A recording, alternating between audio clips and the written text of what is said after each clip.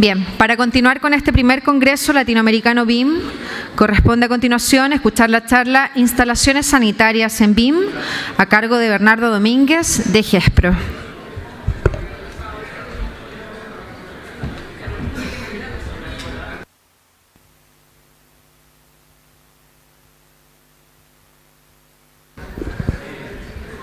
Listo con esa, ¿no? Un derecho avanza y un puntero láser. Ahí se fue. Muy buenas tardes. Mi nombre es Bernardo Domínguez, soy gerente general y socio de GESPRO.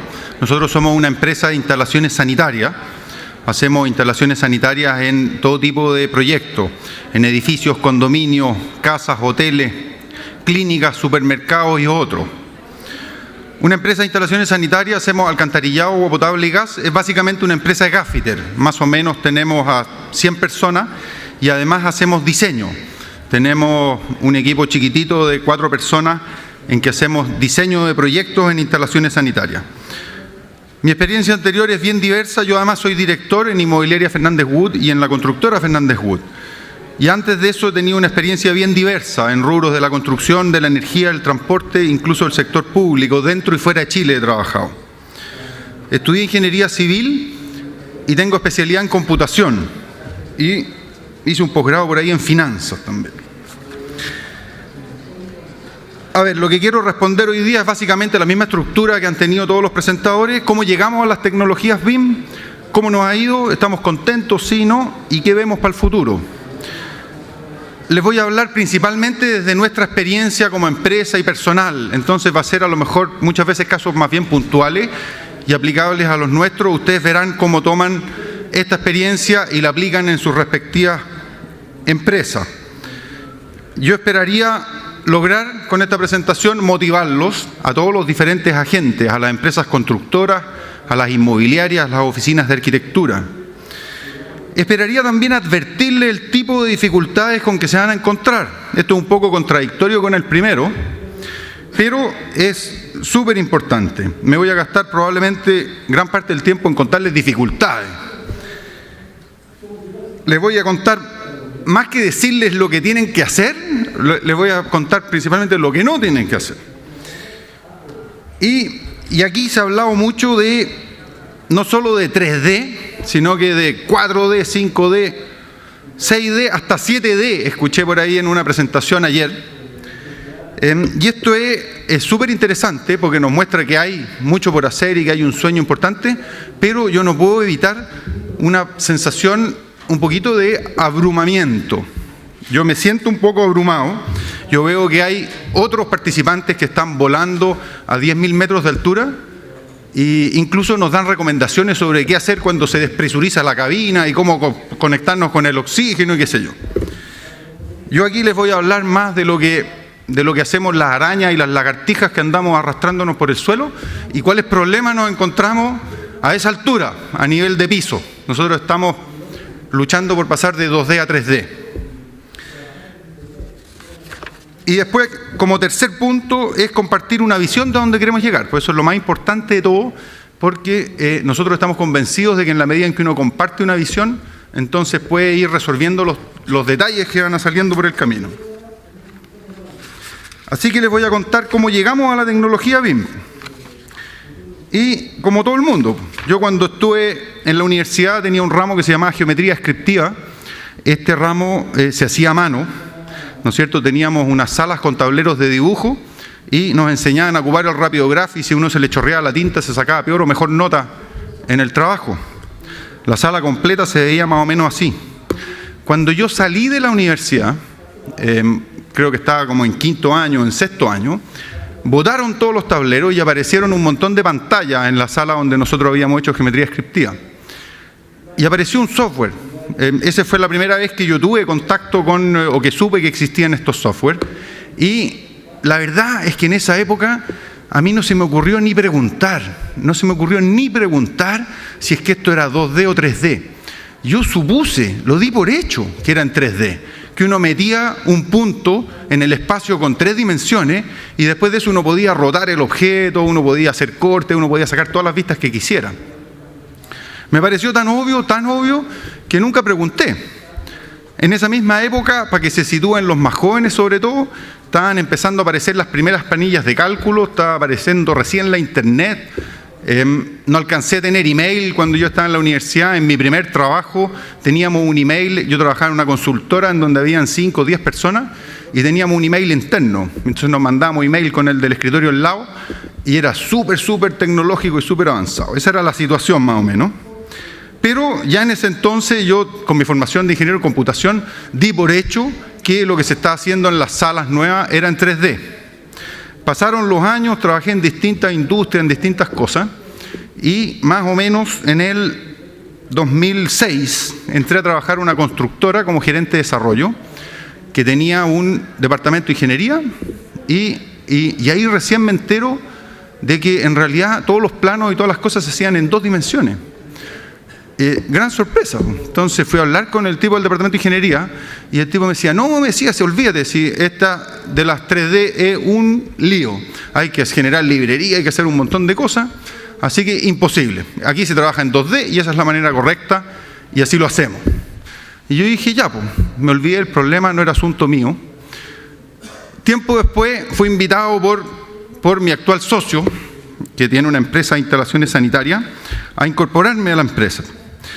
Y entonces ahí sí nos juntamos los dos. Me junté yo, que era este ingeniero que venía de computación y que le parecía que este tema del 3D es impresentable. O sea, yo creo que nosotros aquí probablemente somos todos profesionales y sigo pensando lo mismo. A mí me parece que es casi una vergüenza desde el punto de vista profesional que llevemos 30 años, 20 años trabajando con computadores y todavía estamos metiendo los puntos de la planta y los puntos de la elevación y no conversan entre ellos y ya nadie parece importarle.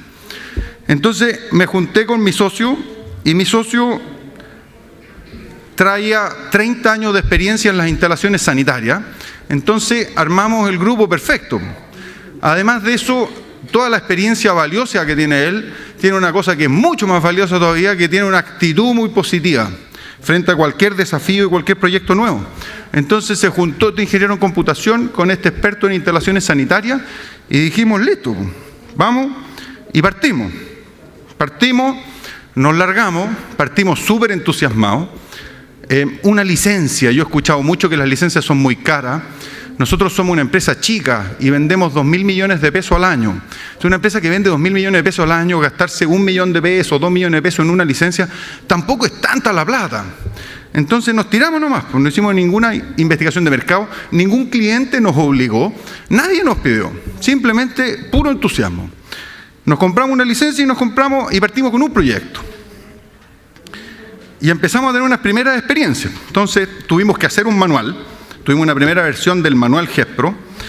Nos encontramos con muchas dificultades para conectar las cañerías. Muy difícil. Había que llegar así. Nos acordamos tanto del AutoCAD que era tanto más fácil. Uno dibuja la línea y si le faltara 1 milímetro para llegar a la otra línea, no importa. Aquí hay que conectarla. Tuvimos una orientación que esto se viera bien en AutoCAD. ¿Qué significa eso? Los planos hoy día de alcantarillado, por ejemplo, ¿no es cierto? El alcantarillado a veces las cañerías van una encima de la otra, pero no se dibujan así, se dibujan al lado, de tal forma que cuando uno ve la planta se vea porque es un dibujo esquemático. Entonces, hicimos trampa y las dibujamos en el Revit al lado, fuera de los tabiques. Es evidente que eso no tiene ningún sentido, pero estábamos haciendo el primer proyecto y estábamos siendo empujados para que los planos se vieran como los querían ver los mandantes que no querían saber de BIM. Hicimos mucha manipulación de la salida, ¿no es cierto? Después de tener el modelo, imprimíamos los planos en AutoCAD y hacíamos mucha manipulación del AutoCAD. Y por último, un factor importante, mucha resistencia a los proyectistas experimentados que trabajaban con nosotros y que eran súper buenos para el AutoCAD. Entonces esto es lo mismo que cuando uno digita con 2 dedos, y si uno digita rápido con 2 dedos y viene alguien a enseñarle a digitar con 10 dedos, la resistencia que uno pone, yo tomé curso de digitación para escribir con 10 dedos y no fui capaz de aprender. Yo digito con 3 por mano y me sale mucho más cómodo hacer eso que aprender a digitar con 10 dedos, a pesar de que me doy cuenta de que el día que aprenda a digitar con 10 dedos voy a digitar más rápido. Entonces, mucha resistencia a los proyectistas experimentados de AutoCAD. Y ahí entonces el entusiasmo con el que partimos empezó a decaer levemente. Y entramos como en una fase 2, con esa duda ya incorporada. Ya teníamos 2 licencias, hicimos más o menos 4 proyectos, tomamos cursos de capacitación. Empezamos a tener nuestras primeras librerías y tablas automáticas. Los proyectistas experimentados en AutoCAD seguían obteniendo resistencia. Muy difícil encontrar profesores. Los profesores en general son arquitectos, no son instaladores sanitarios. Y empezamos a encontrar los primeros cambios en las formas de trabajar. Se habla mucho de eso también, que hay que cambiar el paradigma, que hay que cambiar la forma de trabajar. Yo os voy a contar un par de ejemplos. Por ejemplo, entonces el profesor nos decía, oiga, la cañería usted la tiene que dibujar desde la matriz hacia el artefacto. Esa es la forma más rápida, más práctica, y le va poniendo las etiquetas y qué sé yo. Y resulta que nosotros lo tenemos que hacer al revés. ¿Por qué? Porque el arquitecto que nos hacía la clase, él nunca tuvo que diseñar. Él siempre cuando modeló en Revit tenía un plano de otro instalador sanitario que ya lo había hecho. Nosotros tenemos que ir haciendo el recorrido y además tenemos que ir definiendo los diámetros. Entonces es un pequeño detalle que yo les cuento, como ese hay miles, en donde uno tiene que cambiar la forma de trabajar. Entonces uno manda a toda la gente a un curso y el profesor dice que hay que dibujar desde la matriz hasta el artefacto, y resulta que es un error, al menos para mis instalaciones sanitarias. Lo que hay que hacerlo es al revés. No les importa conectar las cañerías, el arquitecto tampoco las conecta. Nosotros cuando las conectamos, entonces el software ofrece otras posibilidades, que calcula el gasto que va sumándose. Entonces yo puedo pinchar una cañería y me dice cuántos litros por minuto van pasando por esa cañería. Eso funciona en la medida que yo tengo todo conectado. Si yo no conecto y lo dejo 1 milímetro, entonces se ve bien en 3 dimensiones, saco planos buenos, pero no me dice cuántos litros por minuto tengo conectado. Y no trabajan con grupos. Los grupos son, eso no voy a alargar mucho, así que lo vamos a dejar. Los codos y las T pueden conectarse en cualquier ángulo, ese es otro ejemplo.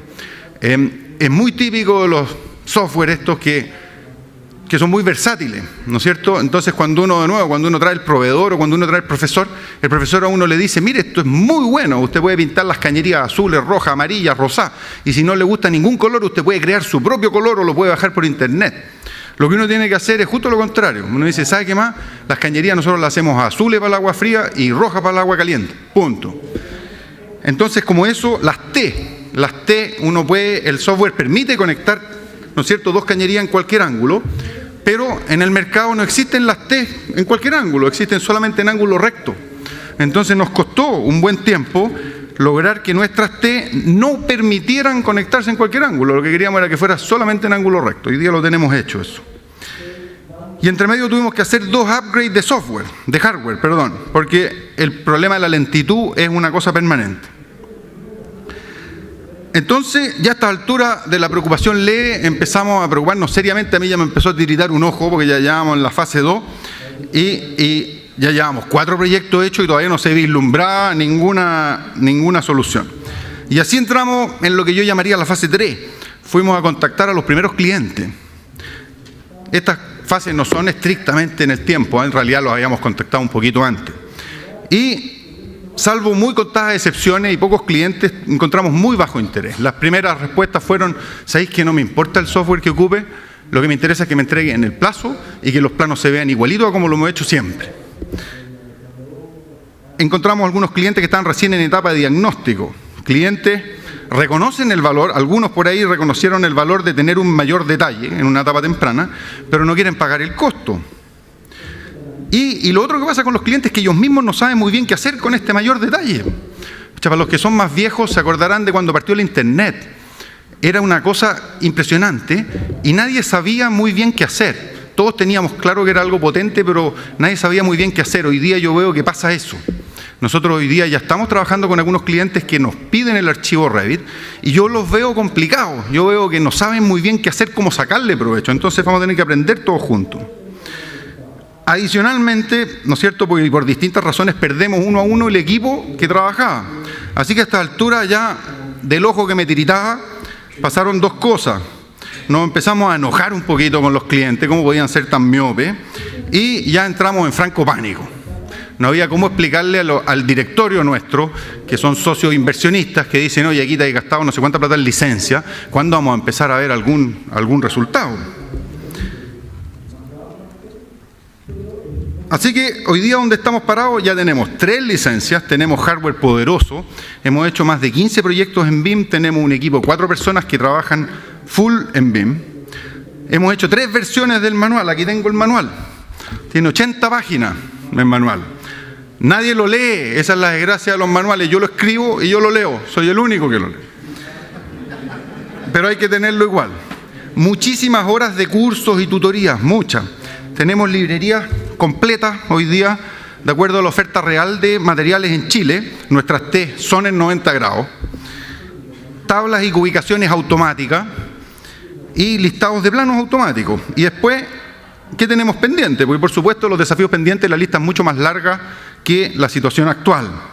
No voy a leerla porque si no nos vamos a demorar mucho y nos vamos a ir entusiasmando. Déjenme mirar algunos. El software es lento, varios detalles tipos son solo imágenes, falta interactuar con otras especialidades, estamos recién aprendiendo a hacerlo, convencer a otros actores, uso riguroso de templates, conectar bien las cañerías, convencer a los clientes de que una ingeniería más detallada, incorporar normativa a los templates, hacer memorias de cálculo y modelación de las tiras. Así que con esta historia, ¿no es cierto?, en donde fuimos evolucionando de una situación en donde partimos súper entusiasmados, nos empezamos a preocupar, nos tiritaron los ojos, nos enojamos y entramos en pánico. Yo justo por esa época estaba leyéndome una biografía de Winston Churchill, entonces encontré un par de frases bien inspiradoras que me ayudaron a seguir. Success consists of going from failure to failure without loss of enthusiasm. El éxito consiste en ir de un fallo en otro, de un fracaso a otro sin perder el entusiasmo. Después encontré otra frase del mismo Winston Churchill que un poquitito más tenebrosa, pero que me inspiró también. If you are going through hell, keep going. Si tú estás atravesando un infierno, continúa avanzando. Me imagino que lo que le han dicho a los soldados cuando fueron a hacer el desembarco en Normandía. Y después, por último, encontré otra frase de Winston Churchill que es más simple que toda, que también me ha ayudado, que dice, never, never, never give up. La anécdota es que esa última fue un discurso que él dio cuando lo invitaron a hablar a la universidad o al colegio donde había egresado. Entonces llegó Winston Churchill, que era súper bueno para hablar, y ese fue el discurso. Se paró frente a todos y dijo, boys, I want to tell you, never, never, never give up. Así que con eso nos fuimos. Y entonces ahora paso a la tercera pregunta que dije que les iba a responder, ¿no es cierto? ¿Estamos contentos? Y en esto quiero ser tajante. Nosotros sí estamos contentos. Esto lo voy a repetir. ¿Estamos contentos? Sí. Es muy importante esto porque si no, no me invitan más después de la CET a hablar. ¿Y qué vemos para el futuro? Ahora les voy a mostrar unos pocos ejemplos reales, ¿no es cierto? Para el futuro inmediato, nosotros hoy día estamos entregando una ingeniería más detallada. Nosotros podemos entregar cubicaciones, más que cubicaciones, podemos entregar listas de materiales. O sea, nosotros no solo podemos entregar los metros de las cañerías, sino que además podemos entregar un detalle de las piezas, las T, las reducciones, los codos.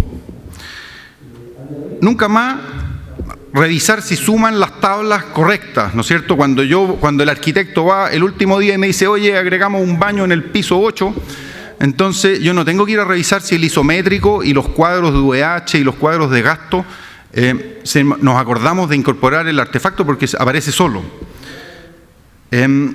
Podemos hoy día identificar y cuantificar las interferencias antes de construir y identificar y cuantificar las pasadas antes de construir.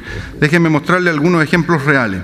Entregamos ingeniería más detallada. ¿Qué significa? Miren, este es un proyecto real. Esta es una reunión de coordinación a la que fuimos hace 2 semanas y el arquitecto detectó que teníamos una bajada de aguas lluvia que pasaba por el cielo del balcón del piso de abajo. Eso, en un proyecto que no es en 3D, probablemente habría esa irregularidad habría llegado hasta el día que la constructora llega al piso 14 o 15, que no sé cuál era ese. Hoy día la corrección de eso fue que se cambió la arquitectura. Se fijan, se cambió la arquitectura. Entonces, nosotros estamos entregando una ingeniería más de detalle y se mejora la arquitectura gracias a eso. Ahora, ¿qué ganamos nosotros como instalador? No ganamos nada. En un proyecto normal, nosotros habríamos entregado el proyecto así, nos habrían pagado nuestros honorarios y ni nos habríamos enterado que cuando llegaron al piso 15 tuvieron que cambiar la arquitectura. Ahora, en cambio, incluso perdimos. Ahora vamos a tener que gastar unas poquitas horas en dibujar la nueva instalación de acuerdo a la nueva arquitectura. Aquí hay otro ejemplo: identificar y cuantificar las pasadas antes de construir. Uno de los principales frenos en el avance durante la obra es la definición de pasadas. Las pasadas normalmente las hace la constructora, hay que coordinarla con el estructural y entonces nuestra gente en eso pierde tiempo, deja tareas en ciertos sectores, las deja atrasadas. Hoy día todo esto lo estamos haciendo en la pantalla antes de que se haya metido, antes de que hayan comprado el terreno, no sé en qué está el edificio, no está ni licitado, nada, y ya está el estructural dibujando las pasadas en su modelo y coordinándose con el arquitecto gracias a las cañerías que nosotros entregamos en 3 dimensiones. Y después me da un poquitito de vergüenza mostrarlo, pero es la realidad también. Aquí está, las azules son el agua fría y la caliente el agua. Las rojas son el agua caliente, las naranjas, amarillas son el alcantarillado. Ustedes pueden ver que nosotros tenemos interferencias con nosotros mismos. Entonces eso también pasa. Eso también pasa. Hoy día un proyectista sanitario no necesita resolver las instalaciones, ni siquiera consigo mismo. Es absolutamente aceptable, todo el mundo hace proyectos así y no hay ningún problema. Ese es el valor de los proyectos que hoy día están en el mercado. Son proyectos de instalaciones sanitarias que no solo nos resuelven las interferencias con el del lado, sino que ni siquiera consigo mismo. Esto nos está obligando a nosotros a resolver nuestras interferencias. Y entonces, ¿qué es lo que hay? Y aquí quiero pasarle un mensaje a los amigos de las inmobiliarias, de las oficinas de arquitectura, de las constructoras, todos los que están por arriba de nosotros en este negocio de la construcción. Aquí hay un aumento de costo y duración en el diseño. Y hay una disminución de costo y duración en la construcción. Yo acabo de escuchar una charla en la sala del lado, en donde mostraban una encuesta de la situación de BIM en Chile. Y entonces mostraba que los arquitectos y los estructurales están relativamente contentos con el BIM. En cambio, los instaladores estaban más o menos, no estaban tan contentos. La lectura que yo le doy a eso no es que los instaladores seamos unos miopes, que no queremos subirnos a la tecnología, qué sé yo, sino que es la realidad. La realidad es que hoy día hacer proyectos en BIM va a ser una ingeniería más detallada y que no estamos capturando ninguno de esos beneficios y el mercado lo está diciendo. O sea, he escuchado en todas las presentaciones que faltan instaladores sanitarios, instaladores eléctricos, instaladores de clima que se suban al BIM. Por algo es, no se obtiene ningún beneficio. Entonces, el costo de esa ingeniería va a subir y por lo tanto lo que los mandantes van a tener que pagar por esa ingeniería va a subir. Ahora, cada uno tiene que hacer su propio cálculo. Yo hago ese cálculo bien rápido, más o menos un proyecto sanitario, imagínense que cuesta 100 UF, imagínense que se aumenta el doble el costo de ese proyecto. Entonces, un aumento de 100 UF en el costo es lo que es un escándalo para el mandante hoy día cuando estamos haciendo el proyecto. Pero, si ustedes suponen que eso le da un 5% de ahorro en la construcción, esas 10.000 UF en la construcción, solamente el proyecto sanitario, entonces, sumando y restando, sale para adelante. Y el beneficio ese lo obtiene la inmobiliaria, la constructora, no sé quién, alguien distinto que el pobre que tuvo que hacer toda la inversión para hacer este diseño.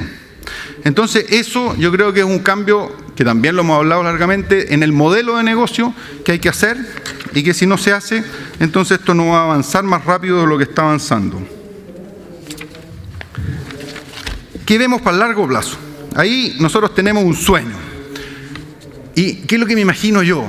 En largo plazo, yo lo que quisiera es que yo pudiera mandar en un barco a la Antártica, a la Isla de Pascua, a Australia, el edificio completo, con todas las cañerías cortadas, numeradas podría uno mandarla. Eso es un sueño que en papel es un sueño. Y que en BIM es algo que está realmente ahí al alcance de la mano, pero falta alguien al otro lado que le interese recibir ese servicio. Yo sí estoy convencido, por ahí ayer alguien decía que en realidad el BIM se justifica en proyectos complejos. Yo creo que en proyectos simples también se justifica en la medida en que uno tenga esa visión.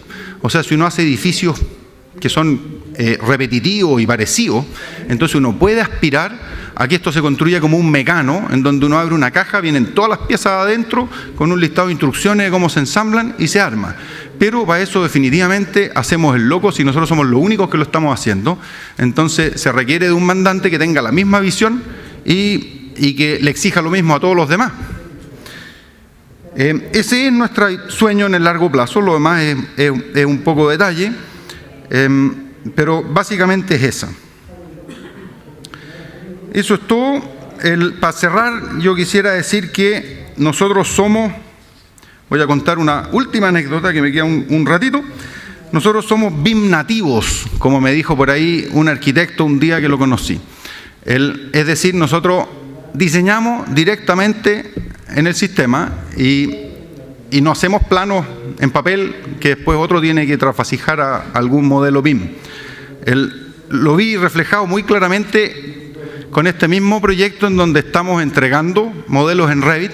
Entonces, nuestro mandante contrató a unos consultores españoles y entonces estábamos en la reunión de coordinación y el español nos mostró todas estas interferencias que yo les mostraba y todo el rato me decía, bueno, porque esto no sé si el problema es de diseño o de modelado.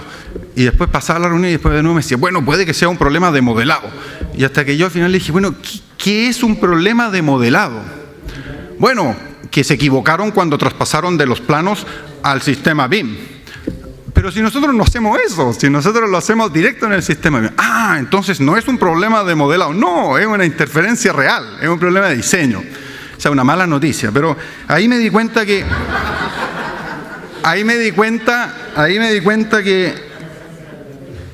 somos BIM nativos. Yo no entendía a qué se refería. Y este personaje que viene asesorando en un proyecto en donde estamos todos los subcontratistas aportando proyectos BIM, insistía en decirme que el problema era de traspasar, o sea, él asumía que nosotros estábamos diseñando en papel y después traspasando al BIM. Así que eso somos, nosotros somos un instalador sanitario BIM nativo. Y eso es. Entonces los invito a todos los mandantes a compartir este sueño de ejecutar edificios sin cambio, ¿no es cierto? En donde uno pueda enviar un container con todas las piezas adentro, el eléctrico hace lo mismo, el de clima hace lo mismo, y todas encajan, caben dentro de los shafts. Ese es el sueño. Definitivamente queremos trabajar con esos mandantes. Alguien que no esté interesado en eso no nos sirve porque no nos va a ayudar, no nos va a tener la paciencia que nos tendrían que tener cuando nos vamos a equivocar, porque seguimos aprendiendo. Ustedes vieron que la tarea de desafíos pendientes es larga. Muchas gracias.